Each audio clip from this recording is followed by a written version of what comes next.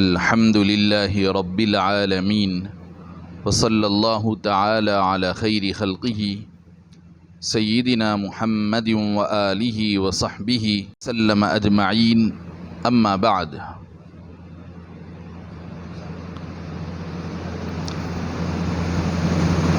دعا دوا سب اللہ کی تقدیر سے ہیں۔ یہ باب الایمانی بالقدر یعنی تقدیر پر ایمان لانے کا بیان، اس بارے میں گزشتہ کچھ عنوانات پر حدیث شریفہ گزری ہیں، اور اب آج یہ حدیث شریف حضرت ابو خزامہ رضی اللہ عنہ سے مروی ہے اس بارے میں کہ دعا اور دوا بندہ جو کچھ بھی تدبیریں کرتا ہے، بندے کی جانب سے جو کچھ بھی تدبیر کی جاتی ہے وہ تدبیر تقدیر ہی کا حصہ ہے، چاہے وہ تدبیر دعا کی شکل میں ہو یا دوا کی شکل میں ہو۔ سیدنا ابو خزامہ رضی اللہ تعالی عنہ نے اپنے والد سے روایت کی ہے کہ میرے والد نے کہا کہ میں نے عرض کیا یا رسول اللہ بتلائیے کہ یہ جو تعویذ اور یہ جو جھاڑ پھونک کے جو طریقے ہیں، یعنی کچھ دعائیں یا کوئی اور الفاظ اور کلمات پڑھ کر جو دم کیا جاتا ہے کسی کو، کچھ جملے ہوتے ہیں جیسے کہ سانپ وغیرہ کے ڈسے ہوئے آدمی کو کچھ کلمات اور الفاظ پڑھ کر دم کرتے ہیں، تو اس طرح کے جو کلمات اور جملے مختلف بیماریوں وغیرہ کے علاج میں کسی پر پڑھ کر دم کیے جاتے ہیں، تو بتایا جا رہا ہے کہ یہ اس طرح کے جو کلمات اور الفاظ یا دعائیں جن کو ہم پڑھواتے ہیں اور دم کرواتے ہیں، اسی طرح وہ دعائیں جن کو ہم استعمال کرتے ہیں اور وہ حفاظت کی چیزیں جن کے ذریعے سے ہم اپنا بچاؤ کرتے ہیں، کیا یہ اللہ کی تقدیر کو ہٹا سکتی ہیں، دفع کر سکتی ہیں؟ نبی پاک علیہ الصلاۃ والسلام نے ارشاد فرمایا کہ یہ تمام چیزیں اللہ کی تقدیر ہی سے ہیں۔ ایسا نہیں کہ اللہ کی تقدیر کچھ اور چاہتی ہے اور یہ تدبیر یا دعا یا یہ دوا اللہ کی تقدیر کے مقابل میں اس سے ٹکراتے ہوئے اس کو ڈھکیلتی ہے، ایسا نہیں ہے، بلکہ اللہ کی تقدیر کا ہی حصہ ہے کہ اللہ کی تقدیر میں یہ بھی لکھا ہوا ہے کہ اس بندے کو بیماری آئے گی، بیماری آنے کے بعد پھر یہ بندہ جب کوئی دوا لے گا تو اس کو اس دوا سے شفا ہوگی یا نہیں ہوگی، وہ بھی اس تقدیر میں لکھا ہوا ہے۔ اسی طرح یہ بندہ کوئی دعا پڑھے گا یا کوئی کسی سے کوئی دم کروا لے گا تو اس کے بعد اس کو شفا ہوگی یا نہیں ہوگی، یہ بھی تقدیر میں لکھا ہوا ہے۔ اس کی روایت امام احمد، امام ترمذی اور ابن ماجہ نے کی ہے۔ پچھلی امتیں تقدیر کے بارے میں بحث کرنے سے ہلاک ہوئیں، یعنی سابق کی امتوں میں اللہ کی تقدیر کا عقیدہ ان کو بھی تھا، ان کو بھی اس بات کا پابند رکھا گیا تھا کہ اللہ رب العزت کی طرف سے دنیا میں جو کچھ ہو رہا ہے، ہونے والا ہے، وہ سب اللہ کی تقدیر میں لکھا ہوا ہے، اللہ کے پاس وہ ہزاروں سال پہلے سے اللہ نے اس کو لکھ رکھا ہے۔ تو لہذا جس طرح ہمارے کو اس بات کا پابند بنایا گیا ہے، امت محمدیہ کو، دیگر امتوں کو بھی اس کا پابند بنایا گیا تھا، لیکن وہ تقدیر کے بارے میں مختلف قسم کی بحثیں کرتی، ایک دوسرے سے اس میں الجھتیں، اور اس کے نتیجے میں کفریہ کلمات یا پھر تقدیر کا انکار لازم آتا اور نتیجتاً وہ ہلاک ہوئیں۔ تو بتایا جا رہا ہے کہ پچھلی امتیں تقدیر کے بارے میں بحث کرنے سے ہلاک ہوئیں۔ سیدنا ابو ہریرہ رضی اللہ تعالی عنہ سے روایت ہے، وہ کہتے ہیں کہ حضرت صلی اللہ علیہ وسلم ہم پر برآمد ہوئے، ہمارے پاس تشریف لے آئے، اور ہم اس وقت تقدیر کے بارے میں بحث کر رہے تھے آپس میں۔ بس آپ صلی اللہ علیہ وسلم غضبناک ہو گئے، حتیٰ کہ چہرے مبارک سرخ ہو گیا۔ نبی پاک علیہ الصلاۃ والسلام جب دیکھے کہ ہم تقدیر جیسے نازک مسئلے میں کہ ایمان سے متعلق جو تقدیر کا مسئلہ ہے اس پر ہم آپس میں بحث مباحثہ کر رہے ہیں، اور حضور اس کو دیکھ کر غصے میں آ گئے۔ غصے کی کیفیت کا یہ عالم تھا کہ چہرے مبارک سرخ ہو گیا، چہرے پر لالی ظاہر ہونے لگی غصے کی وجہ سے۔ اور گویا کہ آپ کے رخساروں پر، یعنی اتنی لالی آ گئی چہرے انور پر، ایسے محسوس ہو رہا تھا گویا کہ آپ کے رخساروں پر، آپ کے چہرے انور پر انار کے دانے توڑ کر نچوڑ دیے گئے ہوں، انار کے دانوں کا رس گویا آپ کے چہرے پر ڈال دیا گیا، تو ایسی لالی چہرے پر ظاہر ہو رہی تھی۔ فرمایا کیا تم کو اسی کا حکم دیا گیا ہے؟ یعنی تم بندگان خدا کو کیا اس بات کا حکم دیا گیا ہے کہ تم تقدیر کے مسائل پر بحث کرو، الجھو، یا پھر مجھے یہی چیزیں دے کر اللہ کی طرف سے بھیجا گیا ہے؟ یعنی تمہارے کرنے کے کوئی اور کام نہیں ہے، یا مجھے اللہ تعالیٰ نے تم بندوں کو پہنچانے کے لیے کیا یہی چیز دیا ہے کہ اس پہ بحث کرو؟ تم سے پہلے کے جو لوگ تھے جب ان باتوں پر جھگڑنے لگے تو ہلاک ہو گئے۔ میں تمہیں قسم دیتا ہوں، میں تمہیں قسم دیتا ہوں، 2 مرتبہ حضور فرماتے ہیں میں تمہیں قسم دیتا ہوں، میں تمہیں قسم دیتا ہوں کہ تقدیر کے معاملے میں بحث مت کیا کرو۔ اس حدیث شریف کو امام ترمذی نے روایت کیا۔ تو مطلب یہ نکلا کہ تقدیر کے مسائل پر بحث کرنے کا حکم نہیں، بس اس بارے میں جو بتا دیا گیا کہ یہ دیکھو تقدیر سے یہ ثابت ہے تو لہذا اس پر ہمارا ایمان، تقدیر کے تحت یہ چیز ثابت ہے تو بتا دیا گیا کہ اس پر ہم کو ایمان لانا ہے۔ تقدیر سے جو چیز ثابت ہے بتائی جا رہی ہے تو اس پر اب سوال کرنا یہ کیا ہے، یہ کیوں ہے، یہ کیسے ہے، نہیں بولنا چاہیے۔ اگر بتایا گیا قرآن پاک میں کہ یہ چیز تقدیر کے تحت ہے، تقدیر سے یہ چیز ثابت ہے، حدیث میں بتایا جا رہا ہے کہ یہ چیز تقدیر سے ثابت ہے، تو ہمارا کام وہاں پر بس صرف اتنا ہے کہ جب قرآن اور حدیث میں یہ بتایا جا رہا ہے کہ یہ چیز تقدیر سے ثابت ہے اور یہ بدلنے والی نہیں ہے، تو ہمارا کام وہاں پر یہی ہوگا کہ اس کو تقدیر کے تحت ماننا اور اس پر ہم اپنا ایمان رکھنا چاہیے۔ البتہ جو نیکیوں کے کرنے کا ہم کو حکم دیا گیا ہے ان نیکیوں کی جستجو کرتے رہنا چاہیے، اور جن برائیوں سے بچنے کا حکم دیا گیا ہے برابر ان برائیوں سے پرہیز کرتے رہنا چاہیے۔ انسان کے رنگ اور مزاج کا اختلاف مٹی کے اختلاف کی وجہ سے ہوا کرتا، یعنی آپ دیکھ رہے ہیں کہ دنیا میں ہمارے اپنے محلے میں، بستی میں مختلف قسم کے انسان رہتے ہیں، ان کے رنگ بھی مختلف ہیں، پھر ان کی طبیعتیں بھی مختلف ہیں، ان کے سوچ و فکر کا انداز بھی مختلف ہے۔ تو بتایا جا رہا ہے، یہاں ایک ایسی حقیقت سمجھائی جا رہی ہے کہ یہ ہمارے آپس میں جو طبیعتوں اور مزاجوں کا جو فرق ہوتا ہے، ہماری سوچ اور فکر کا جو انداز آپس میں بدلا ہوا ہوتا ہے، سب کے مزاج، سب کے فکر یکساں جو نہیں ہوتے ہیں، وجہ اس کی دراصل یہ ہے کہ سارے انسان ایک مٹی سے پیدا نہیں ہوئے، انسان سب مٹی سے تو پیدا ہوئے، لیکن مٹی میں بھی کئی قسم کی مٹی ہے، کوئی مٹی لال ہے، کوئی کالی ہے، کوئی اور رنگت والی ہے۔ تو انسان جو مختلف قسم کی مٹی سے پیدا ہوئے، تو ہر انسان کی طبیعت میں وہ جس مٹی سے اس کا خمیر بنایا گیا ہے، اس مٹی کا اثر اس کی طبیعت اور فکر اور سوچ پر پڑتا۔ حضرت ابو موسیٰ رضی اللہ تعالی عنہ سے روایت ہے، کہتے ہیں کہ میں نے رسول اللہ صلی اللہ علیہ وسلم کو فرماتے ہوئے سنا کہ اللہ تعالی نے آدم علیہ السلام کو ایک ایسی مشت خاک سے پیدا کیا جس کو ہر طرح کی زمین سے لیا تھا، لہذا آدم علیہ السلام کی اولاد زمین کے موافق پیدا ہوئی، جن میں چند سرخ رنگ والے، چند سفید، چند کالے اور چند سانولے، اور چند نرم مزاج اور چند سخت مزاج، اور چند برے اور چند اچھے۔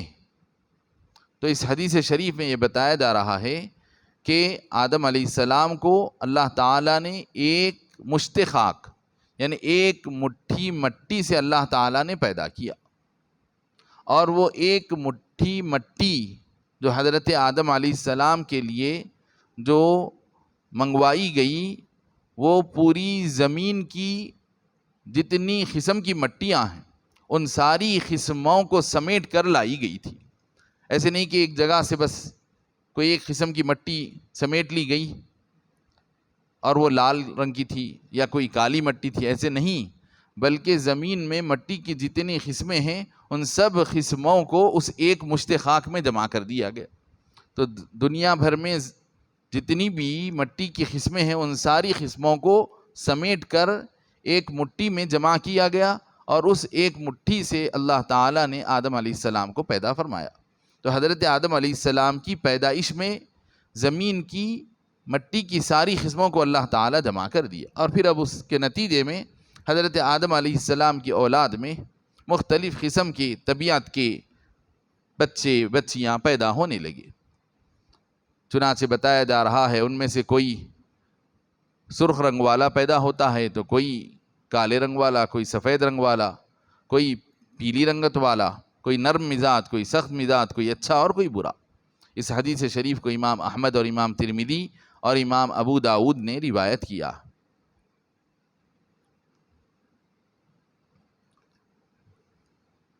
ان چند احادیث شریفہ کی روایت کے بعد ہم کچھ فقہی احکام بھی آپ حضرات کے گوشے گزار کر رہے ہیں۔ اس درس کے ختم پر تمام سامعین اور حاضرین کے لیے اس بات کا موقع رہتا ہے کہ وہ اگر کوئی ان کے پیش نظر کوئی سوال ہو، کوئی اشکال ہو، تو وہ پیش کر سکتے ہیں۔ اپنا سوال بلند آواز سے کر لیں اور سامعین کو اپنا سوال سنے آئے جیسا سوال کریں گے تو انشاءاللہ ان کا جواب بھی تمام سامعین کو سنے آئے جیسا اچھی طرح سے جواب دیا جائے گا۔ تو آپ حضرات اس بات کو مد نظر رکھیں کہ آپ حضرات درس کے ختم پر بلا جھجک سوال کر سکتے ہیں۔ یہاں پر آپ حضرات کے لیے شرعی سوال جواب کی گنجائش ہے، اور آپ حضرات کی رہنمائی انشاءاللہ کی جائے گی قرآن اور حدیث اور احکام فقہیہ کی روشنی میں۔ گزشتہ کے دروس میں طہارت کے احکام اور اسی تسلسل میں وضو کے فرائض، واجبات اور مکروہات وضو وغیرہ بیان کیے جا کر اس کے بعد کچھ وہ وضاحتیں بھی آئی تھیں کہ جن سے وضو نہیں ٹوٹتا ہے، کہ کچھ ایسی چیزیں جن سے وضو ٹوٹتا ہے اس کو کہتے ہیں نواقض وضو، اور کچھ وہ باتیں ہیں جس سے آدمی ایک شک میں مبتلا ہو سکتا ہے کہ شاید ایسا کرنے سے وضو ٹوٹ جاتا ہے۔ تو اس طرح کی کچھ وضاحتیں بھی دی گئی تھی کہ اس طرح کی کچھ چیزیں ہیں، کچھ چند صورتیں ہیں جن سے وضو ٹوٹتا نہیں ہے وغیرہ۔ یہ وضاحتیں وغیرہ پیش کرنے کے بعد اب اس کے بعد بتا رہے ہیں کہ آداب وضو کیا ہے۔ وضو کے آداب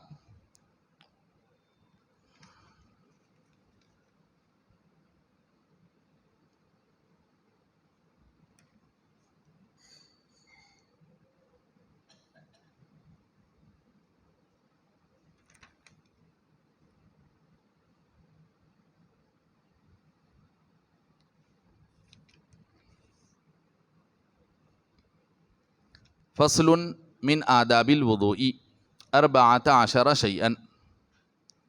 تو یہ بات شروع کی گئی تھی کہ وضو کے آداب کیا ہیں اور اس کے کتنے صورتیں بتائی گئی ہیں۔ تو اس موضوع کو ہم گزشتہ شروع کیے تھے، آغاز کیے، لیکن چونکہ بات طویل ہو رہی تھی تو اس لیے ہم کچھ باتیں بیان کر کے کچھ چیزیں روک دیے تھے۔ تو جملہ آداب وضو یا مستحبات وضو 14 بتائے گئے۔ آداب اور مستحبات کا مطلب ہوتا ہے کہ ان چیزوں کو کرنے سے اللہ کے پاس مقبولیت حاصل ہوتی ہے۔ فرائض کا درجہ بہت اونچا ہوتا ہے، پھر اس کے بعد درجہ ہوتا ہے واجبات کا، لیکن وضو میں، غسل میں، طہارت کے احکام میں کوئی واجب نہیں ہوتا۔ واجبات نماز، روزہ، زکوٰۃ، حج میں سنتیں بھی ہوتی ہیں، فرائض بھی ہوتے ہیں، اور سنت اور فرائض کا ایک درمیانی درجہ واجبات کا ہوتا ہے۔ تو آپ دیکھیں گے کہ عبادتوں میں نماز، روزہ، زکوٰۃ، حج کے اندر فرائض بھی ہوتے ہیں، سنتیں بھی ہوتی ہیں، اور ایک درمیانی درجہ واجبات کا ہوتا ہے۔ لیکن وضو، غسل وغیرہ کے احکام میں فرائض اور سنتیں ہوتے ہیں، اس میں واجبات کا کوئی تصور نہیں ہے۔ واجبات نام کی کوئی چیز ان میں نہیں ہے، اس لیے کہ یہ عبادات غیر مقصودہ۔ البتہ اس میں کچھ آداب ہیں، تو آداب کے کرنے سے آدمی اللہ اور اس کے رسول کی خوشنودی اور مقبولیت کو پاتا، اور کوئی عذر ہو، کوئی مجبوری ہو تو چھوڑنے کی گنجائش ہے، ان کو ترک کرنا اس کے لیے جائز رہتا ہے، کوئی حرج نہیں ہے، لیکن کوئی عذر کی بنا پر۔ اور اگر ساری سہولتیں مہیا ہیں اور اس کو کرنے میں کوئی دشواری اور دقت نہ ہو تو ضرور ان آداب اور مستحبات کا خیال رکھ کر کام کو انجام دینا چاہیے۔ تو گزشتہ بتا رہے تھے کہ آدمی کو چاہیے کہ دائیں ہاتھ سے کلی کرے، اور دائیں ہاتھ سے، دائیں یعنی سیدھے ہاتھ سے، دایاں دال سے دایاں۔ اب اردو کے عام بول چال میں ڈایاں بولتے ہیں، تو ڈائیں کا مطلب بایاں ہو جاتا، اور ہے دایاں دال سے دایاں یعنی سیدھا ہاتھ، یعنی سیدھے ہاتھ سے ناک میں پانی چڑھانا چاہیے اور سیدھے ہاتھ سے کلی کرنا چاہیے، مضمضہ کرنا چاہیے۔ اور مضمضے کا مطلب ہوتا ہے، عام طور پہ لوگ وضو کرتے وقت اس کا اہتمام نہیں کرتے، تو سنت اگر ہم کو وضو کی ادا کرنا ہے تو اب عام طور پہ اردو ایک خیر اسلامی چھاپ والی زبان ہے کہ مسلمانوں کا اسلامک لٹریچر کافی بہت زیادہ اس میں فراہم ہے، لیکن مگر عربی زبان کے اندر جو باریکی اور اس کے اندر جو لطف اور جو نزاکت اور کسی بات کو بتانے کے لیے ایک سے ایک لفظ اس کے اندر موجود ہے، آپ جو بات اپنے دل کی بولنا چاہتے ہیں اس کی تعبیر کے لیے ایک الگ مستقل لفظ مل جاتا، لیکن اردو زبان میں اتنی گنجائش نہیں ہے۔ تب چنانچہ یہی لفظ ہے، دیکھ لیجیے آپ کہ مضمضۃ ایک لفظ ہے، ایک اتنا سا لفظ ہے۔ اب اس کو اردو میں اگر ہم سمجھانا چاہیں گے تو ایک لفظ میں کوئی اس کا ترجمہ نہیں ہے۔ اب عام طور پہ مضمضے کا ترجمہ اردو میں کلی کرنا بول دیتے ہیں، کلی کرنا، مضمضے کا ترجمہ کرتے ہیں کلی کرنا۔ لیکن یہ اسلامی شریعت جو مضمضے کا جو معنی اپنے پاس رکھتی ہے، وضو کی سنتوں میں مضمضہ کا لفظ آتا ہے، مضمضہ۔ آپ اس کو لفظ کو ہی غور کیجیے، آپ جب ہم زبان سے بول رہے ہیں تو ہمارے اپنے ہونٹ اور ہمارے اپنے رخساروں کی جو کیفیت ہو رہی ہے، اس سے آپ مضمضہ کے معنی کو سمجھ سکتے ہیں کہ میم ضاد مضمضہ، یہ ہے مضمضہ کا لفظ، اور اس کا اردو میں ہم ترجمہ کرتے ہیں کلی کرنا۔ تو کلی کرنے کا مطلب یہ ہوتا ہے کہ ہاتھ میں پانی لیں اور منہ میں پکڑیں اور واپس اگل دیں، یہ کلی کا مطلب ہوتا ہے۔ لیکن یہ جو ہم کلی کا مطلب سمجھتے ہیں، اس سے مضمضے کی سنت ادا نہیں ہوگی۔ مضمضے کی سنت کب ادا ہوگی؟ جب ہم پانی کو منہ میں لے کر منہ میں پانی کو حرکت دینا، دائیں سے بائیں، بائیں سے دائیں، اس طرح جب ہم کرتے ہیں کہ پانی کو منہ میں لینے کے بعد فوری واپس نہیں اگل دینا، پانی منہ میں لینا اور اس پانی کو منہ میں دائیں سے بائیں، بائیں سے دائیں، ادھر سے ادھر، ادھر سے ادھر حرکت دینا، ایک 3 مرتبہ حرکت دیجیے، تو اس کو کہیں گے مضمضہ، کہ اس طرح سے۔ تو یہ ہے مضمضہ، اور یہ وضو کی سنت ہے۔ اگر آپ خالی منہ میں پانی لیے اور اگل دیے تو وضو کی سنت صحیح معنی میں ادا نہیں ہوئی، اور ہم مضمضے کا ترجمہ، آپ اردو کی جتنی کتابیں رہتی ہیں اس میں کلی کرنا لکھا ہوا ہوتا ہے۔ اب وہ اردو زبان کی تنگ دستی سمجھیے آپ، کہ جس کے نتیجے میں مضمضے کا ترجمہ کرنا بولتا ہے، آپ کو پورا یہ اتنی وضاحت کرنا پڑتا ہے، کلی کرنے میں یہ مفہوم ادا نہیں ہوتا۔ تو صحیح طور پر سنت وضو کی اس طریقے سے ادا ہوگی کہ منہ میں پانی لے کر آپ مضمضے کا جو معنی ہے وہ ادا کریں، کہ منہ میں پانی لے کر حرکت دیں اور اس کے بعد اس کو اگل دیں، اور ناک میں پانی دائیں ہاتھ سے لے کر سیدھے ہاتھ سے ناک میں پانی لیں اور پھر ناک کو بائیں ہاتھ سے صاف کریں۔ یہ وضو کی سنت ہے، وضو کے آداب میں ہیں، وضو کے مستحبات میں ہیں کہ سیدھے ہاتھ سے ناک میں پانی چڑھائیں اور الٹے ہاتھ سے ناک کو صاف کریں۔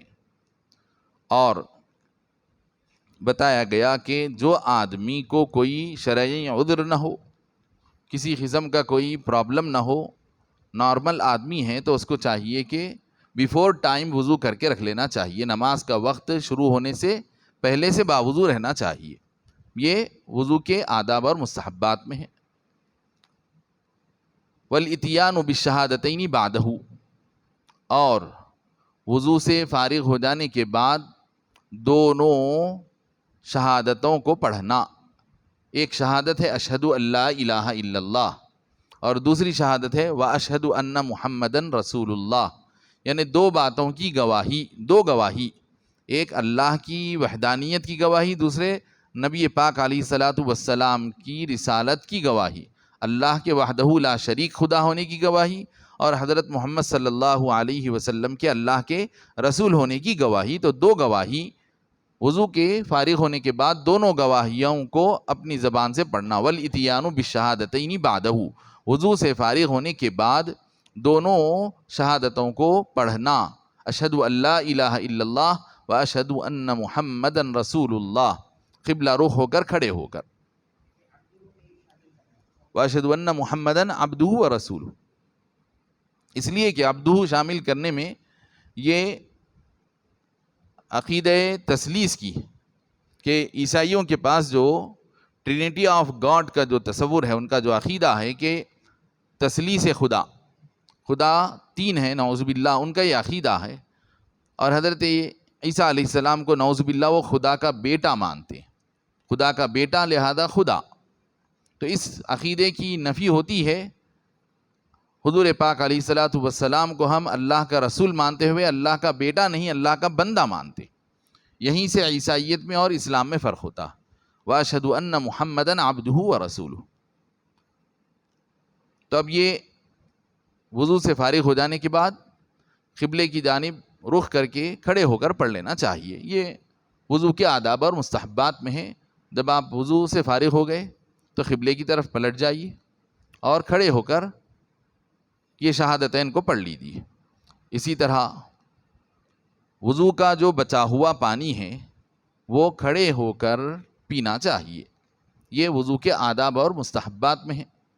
اگر آپ اس پانی کے بارے میں اس حد تک مطمئن ہیں کہ ہم جس معیار کا پانی ہم کو پینا چاہیے، ہماری اپنے صحت کے اعتبار سے، ہمارے اپنے ہیلتھ کنڈیشن کے حساب سے جس معیار کا، جس کوالٹی کا پانی ہم کو پینا چاہیے، اگر وہ پانی آپ کے وضو کے لیے ملتا ہے تو پھر آپ کو اس پانی کے پی لینے میں کوئی حرج نہیں ہے، بلکہ اس پانی کو کھڑے ہو کر وضو کا بچا ہوا وہ پانی پینا چاہیے.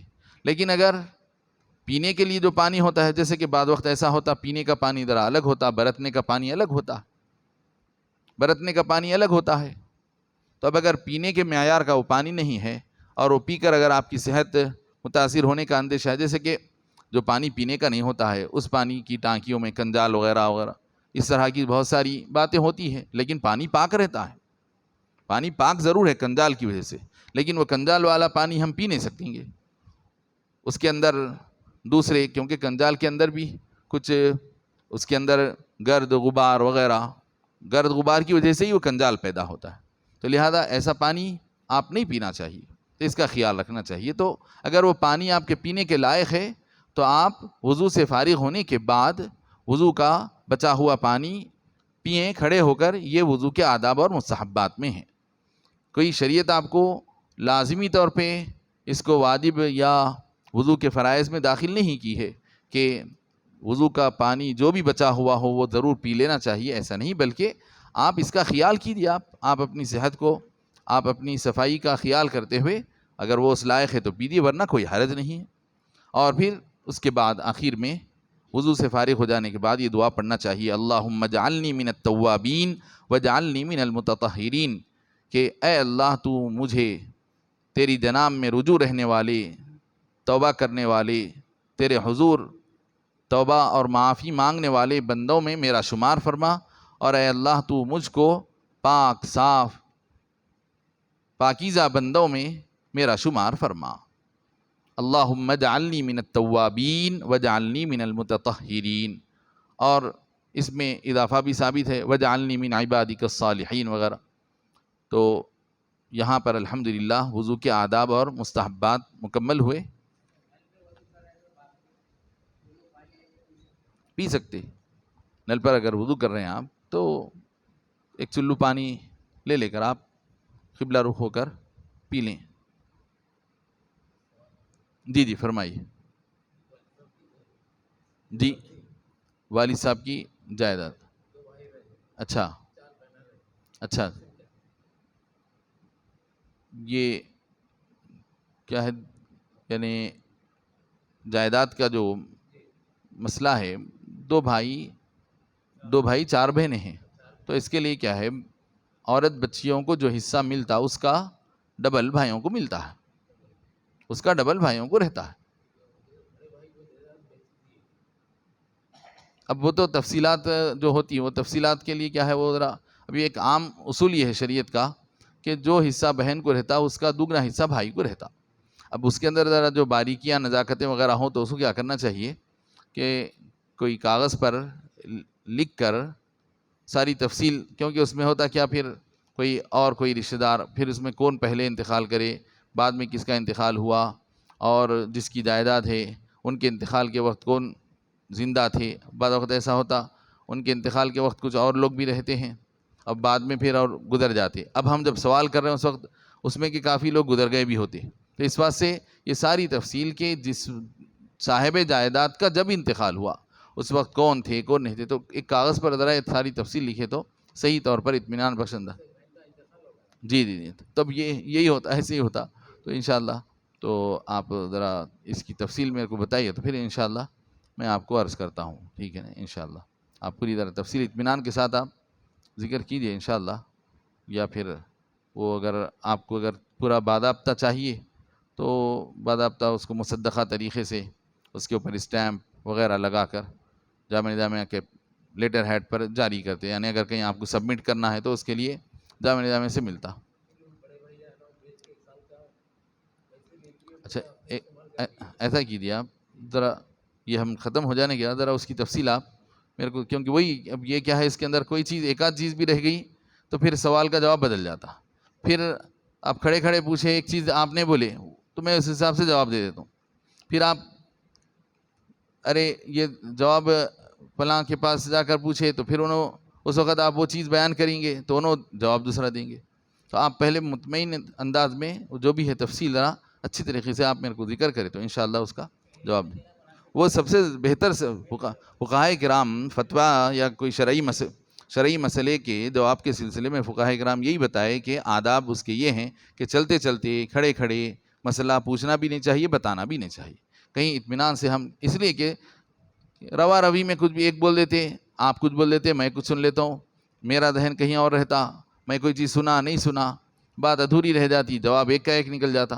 اطمینان سے آپ بول دیے تو انشاءاللہ مطمئن انداز میں انشاءاللہ ہم جواب دیں گے. وصلی اللہ تعالی علی خیر خلقہ سیدنا محمد وآلہ وصحبہ وبارک وسلم اجمعین. جی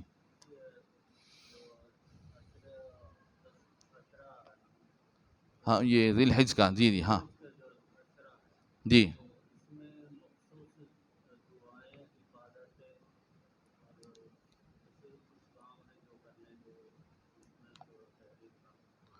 یہ دیکھیے جس طرح رمضان رات ایک ہے، رات کے اوقات ایک ہیں دن کے اوقات، تو جیسے راتوں میں رمضان کی راتیں اور بطور خاص رمضان کے آخری 10 دن کی راتوں کی بڑی فضیلت ہے.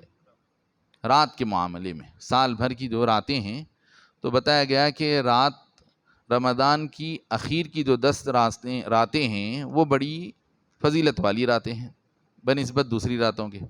اب دن کا جو معاملہ ہے تو دن کے معاملے میں یہ جو ذی الحج کے ابتدائی 10 دن ہیں یہ بڑے زیادہ فضیلت والے ہیں. تو یہ بہت زیادہ فضیلت کے حامل ہیں اس کے 10 دن. تو ان 10 دنوں میں جو کام بھی کیا جائے گا وہ کام بھی بہت زیادہ فضیلت والا، یعنی جو بھی نیکی کے کام کیے جائیں گے، چاہے اس کے اندر روزے رکھے جائیں، نفل روزوں کے رکھنے کی بھی ترغیب آئی ہے تو نفل روزے رکھے جائیں، اور پھر یعنی آپ جتنے زیادہ سے زیادہ روزے رکھ سکتے ہیں رکھیں. پورے 10 دن رکھنا کوئی ضروری نہیں ہے، لیکن اس میں سے آپ 4 دن 5 دن یا پھر 1-2 دن رہے، ایک آدھ دن رک گئے، پھر 1-2 دن رہے رک گئے. اور بطور خاص عرفے کے دن کا روزہ، بشرطے کہ جو شخص حاجی نہ ہو. حاجیوں کے لیے 9 تاریخ کو یعنی بقر عید سے ایک دن پہلے جس کو عرفہ کہتے ہیں وہ روزے کی بڑی فضیلت ہے. لیکن یہ غیر حاجیوں کے لیے تو ان کا حج سب سے زیادہ اہم ہے. حج کی حالت میں انہوں روزہ رکھیں گے اور طبیعت نڈھال ہو جائیں گی، عبادات میں فرق ہو جائے گا، تو اس لیے حاجیوں کے لیے عرفے کے روزے کا حکم نہیں ہے۔ تو غیر حاجی لوگوں کے لیے ان ایام میں روزے رکھنا بطور خاص عرفے کا روزہ یہ بہت زیادہ اہمیت رکھتا ہے، اور پھر عرفے کے دن کی دعاؤں کی بھی بڑی فضیلت آئی ہے، اور حاجیوں کے لیے تو اصل چیز عرفے کا دن ہے، اور حدیث شریف میں آیا ہے کہ شیطان کو عرفے کے دن اللہ رب العزت جو بندگان خدا پر یا انسانوں پر اللہ تعالیٰ جو رحمت فرماتا ہے، اس رحمت کو دیکھ کر انسانوں سے حسد کرتے ہوئے شیطان کو جس قدر مایوسی ہوتی ہے اتنی مایوسی کسی اور دن اس کی نہیں دیکھی گئی ہے۔ حدیث شریف کا مفہوم ہے یہ کہ شیطان جس قدر عرفے کے دن مایوس نظر آتا ہے، اس لیے کہ اس دن بے شمار بندوں کی اللہ تعالیٰ مغفرت فرماتا ہے۔ تو بہرحال یہ بڑے مبارک دن ہیں، اور جو لوگ قربانی کا ارادہ کیے ہوئے ہیں، قربانی کی نیت جو لوگ کیے ہوئے ہیں، ان کے لیے یہ حکم ہے کہ وہ چاند رات سے پہلے اپنی اصلاح کا اہتمام کر لیں، کہ اگر کچھ بال ترشوانا ہے، بال کٹوانا ہے، کہ سر کے بال، اسی طرح بغل کے بال، زیر ناف وغیرہ، اس کی صفائی وغیرہ یہ چاند رات سے پہلے کر لینا چاہیے۔ اسی طرح ناخن وغیرہ لے لینا ہے تو چاند رات سے پہلے لے لینا چاہیے۔ پھر قربانی تک ان ساری چیزوں سے اپنے آپ کو روکے رکھنا۔ جب قربانی ہو جائے گی تو پھر قربانی کے بعد آپ دوبارہ ناخن، بال وغیرہ لیں گے۔ یہ ان لوگوں کے لیے ہے جو قربانی کا ارادہ کیے ہوئے ہیں۔ اب جو صاحب استطاعت نہیں ہے، قربانی کرنے والا نہیں ہے، اس کے لیے اس کی کوئی ضرورت نہیں ہے۔ اور اب رہا یہ بھی جو بتایا گیا ہے کہ قربانی کرنے والے کے لیے یہ آداب اور مستحبات میں ہے، یہ بھی جیسے ابھی ہم آداب اور مستحبات پڑھ رہے تھے، لیکن اگر سمجھیے اتفاق سے اگر کوئی شخص قربانی کا ارادہ کیا ہوا بھی تھا اور وہ ناخن بھی کاٹ لیا چاند رات کے بعد، تو قربانی اس کی ادا نہیں ہوتی، ایسی بات نہیں ہے، قربانی ادا ہو جاتی ہے، لیکن آداب یہ ہے کہ چاند رات سے پہلے اس کا اہتمام کر لینا چاہیے، پھر قربانی تک رکے رہنا چاہیے۔ وصلی اللہ تعالی علی خیر خلقہ سیدنا محمد وآلہ وصحبہ اجمعین۔ الحمد للہ رب العالمین، والصلاة والسلام علی سید الانبیاء والمرسلین وعلی آلہ وصحبہ اجمعین۔ ربنا تقبل منا انک انت السمیع العلیم وتب علینا انک انت التواب الرحیم۔ ربنا آتنا فی الدنیا حسنة وفی الآخرة حسنة وقنا عذاب النار۔ اللهم أعنا على ذكرك وشكرك وحسن عبادتك۔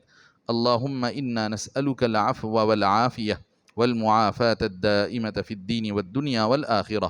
وصلى الله تعالى على خير خلقه سيدنا محمد وآله وصحبه وبارك وسلم أجمعين، والحمد لله رب العالمين۔ سبحان الله وبحمده، سبحانك اللهم وبحمدك، أشهد أن لا إله إلا أنت، استغفرك واتوب الیک۔